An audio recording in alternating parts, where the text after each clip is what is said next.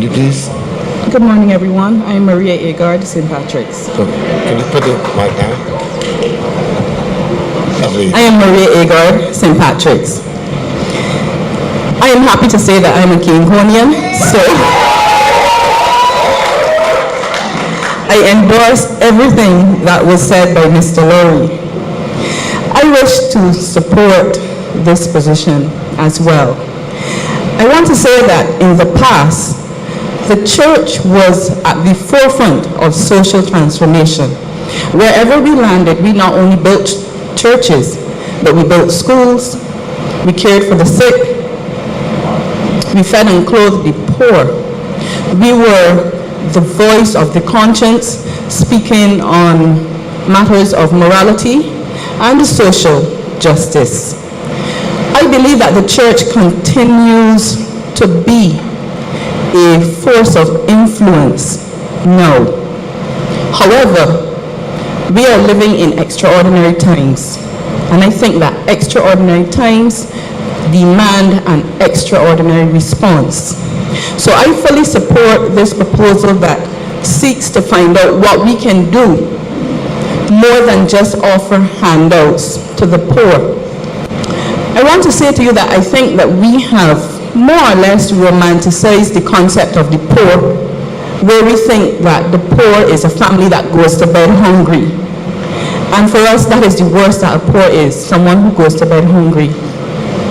In our society today, the poor is someone who goes to work, but knows that even though the employer is taking out their NIS, that it is not being submitted to the relevant authorities.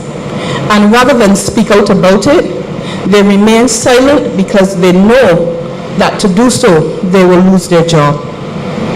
The poor in this country is the woman who loses her job and has to take her 3 teenage daughters back to her ancestral home, a 2-bedroom house, to house a family of 14.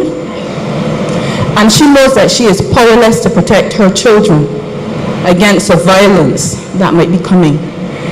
In this country, the poor is a man who makes a mistake and stands before the judge. And for stealing a tin of corned beef, he will go to jail because he has no friends to plead his cause.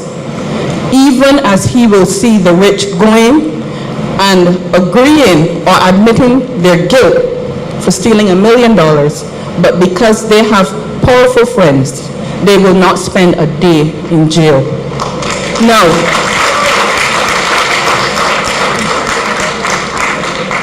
I raise these issues because I want to say to you that the church must be, again, the voice of conscience in a society, standing in the breach for the poor, not just to give the handout, but to be the friend, to say that the social injustice that is slowly creeping into this country and becoming endemic, where people believe that there are 2 Barbadoses, one for the rich and one for the poor, is wrong. I know that someone will say, but the church does that. And yes, we do that. But I think that we know in these extraordinary times where the poor is being taken advantage of by their employers, by other people, even the judicial system that will determine the justice or the punishment of a person based on their social status.